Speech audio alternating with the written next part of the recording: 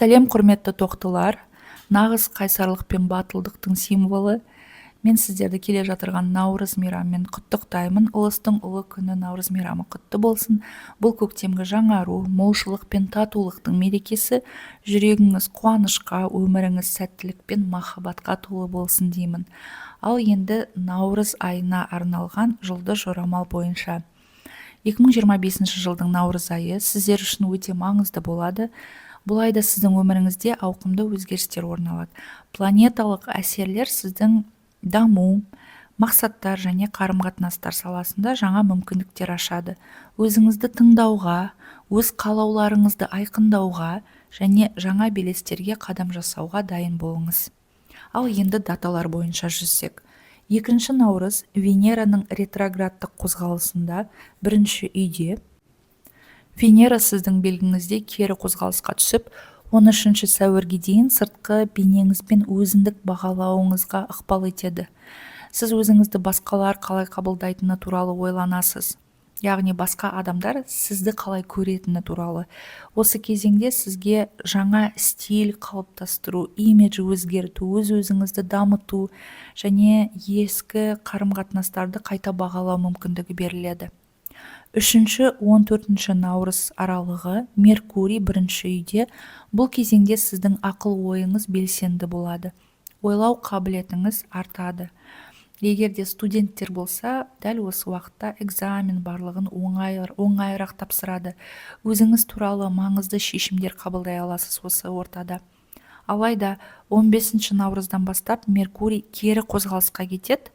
Сондықтан осы уақытқа дейін барлық маңызды келіссөздерді жүргізіп, жоспарларыңызды анықтап алыңыз. 5 және 25 наурыз аралығы Меркурий мен Плутон планеталарының байланысы. Бұл күндер сіз үшін келіссөздер, маңызды шешімдер қабылдау және өз идеяларыңызды жүзеге асыруға ең қолайлы уақыт. Егер сіз бұрыннан бері бір маңызды жобаны бастағыңыз келсе, бұл күндер сәттілік әкелуі мүмкін. 8 наурыз күн мен Марс планетасының байланысы. Бұл бізде 12 және 4 үй. Бұл күн сіздің ішкі әлеміңізге, жан тыныштығыңызға байланысты және ерекше оқиғаларды әкелуі мүмкін. Отбасылық іс-шараларға жақындарыңызбен уақыт өткізуге керемет уақыт. Сондай-ақ бұл күні ұзақ уақыттан бері мазалап жүрген мәселелерді шешуге көмектесетін жаңалықтар болуы мүмкін. 12 наурыз күн мен Сатурн планеталарының байланысы 12 үйде. Бұл күн сіздің ішкі жан дүниеңізді ретке келтіруге, өзіңізге ұзақ мерзімді мақсаттар қоюға көмектеседі. Бұл ретте мақсаттарыңызға жету үшін күш пен сабырлық қажет болатынын есте сақтаңыз. 14 наурыз толық ай полнолуние және ай тұтылуы 6 үйде затмение. Бұл кезең сіздің күнделікті өміріңіз бен жұмысыңызға өзгерістер әкеледі. Егер сіз өзіңіздің күн тәртібіңізді өзгерту, жұмыс орнын ауыстыру немесе өмір сүру салтыңызды жақсарту туралы ойлап жүрсеңіз, бұл кезең осыған таптырмас уақыт. Мүмкін сіз 6 үй, ол бізде денсаулықтың үйі. Мүмкін спортпен айналысуды ойлап жүрген шығарсыз, немесе темекі шегуді қою деген мысалы привычка болса, осы қазір 14 наурыздан бастап керемет уақыт, яғни сізге оңайырақ болады өміріңізді осындай кішкене реттеуге, осындай ішкі және күнделікті жасайтын нәрселерге егерде қандай да бір реттеулер жасайым десеңіз. 20 наурыз күн сіздің белгіңізге өтеді, ол 1 үй.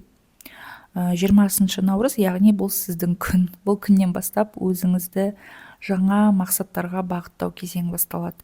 Жаңа жобалар, бастамаларға батыл кірісіп, өзіңізді дамыту жаңа деңгейіне көтересіз. Осы жерде, яғни 14-інде бастап кетсеңіз, жаңа нәрселерді, жобаларды немесе өмірді реттеуді, онда ар жағында бір аптадан кейін мүмкін кейбір өміріңіздің қайда бір жерінде әйтеуір нәтиже көруіңіз мүмкін. 23 наурыз мүмкін қандай да бір келісім шарттар жүзеге асып қалар деп айтуға болады, немесе 23 наурыз күн мен ретроградты Венера байланысы бірінші үйде.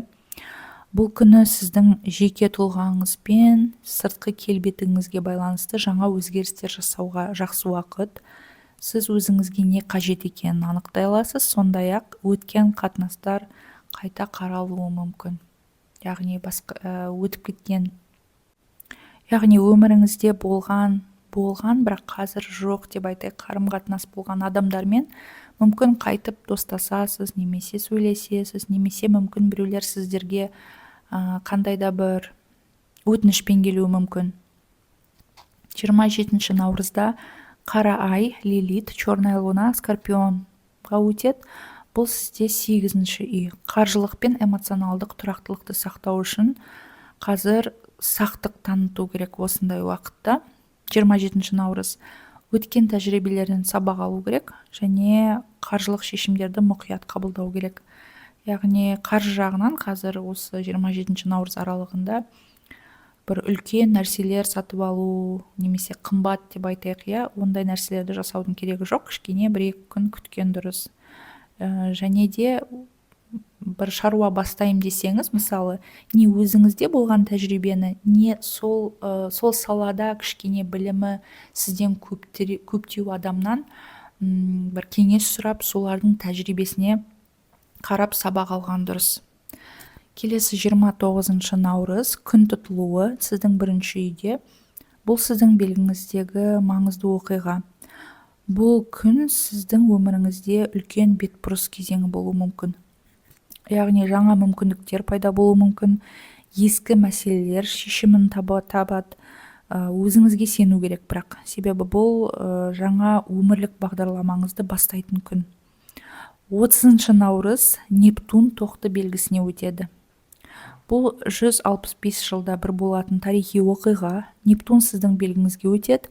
Бұл сіздің өміріңізде түбегейлі өзгерістер жасайтын уақыттың келгенін білдіреді. Бұл кезеңде сіз өзіңіздің рухани әлеміңізді жаңартуға және жаңа идеяларға құмар боласыз. Қорытындайтын болсақ, наурыз айы сіз үшін жаңа бастамаларға толы. Көріп тұрғандай, өзіңізге мақсат қойып, жаңа мүмкіндіктерге есік ашуға дайын болыңыз. Бұл айда сіз өзіңізді жаңадан танып, армандарыңызды жүзеге асыруға үлкен қадам жасай аласыз. Тоқтылар, сіздерге жаңа айда сәттілік тілеймін. Егер тек қана күн бойынша қарасаңыз, дәл әрі толық ақпарат алу үшін асцендент белгіңіз бойынша да қараңыз. Ол сіздің жұлдыз жорамалыңызда анағұрлым нақтырақ орындалуы мүмкін. Өзіңіздің асцендент белгіні табу үшін осы видеоның астында асцендент туралы видеоға сілтеме бар, соған өтіп, немесе арнадан табуыңызға болады. Мен сіздерге сәттілік тілеймін, тоқтылар. Кездескенше.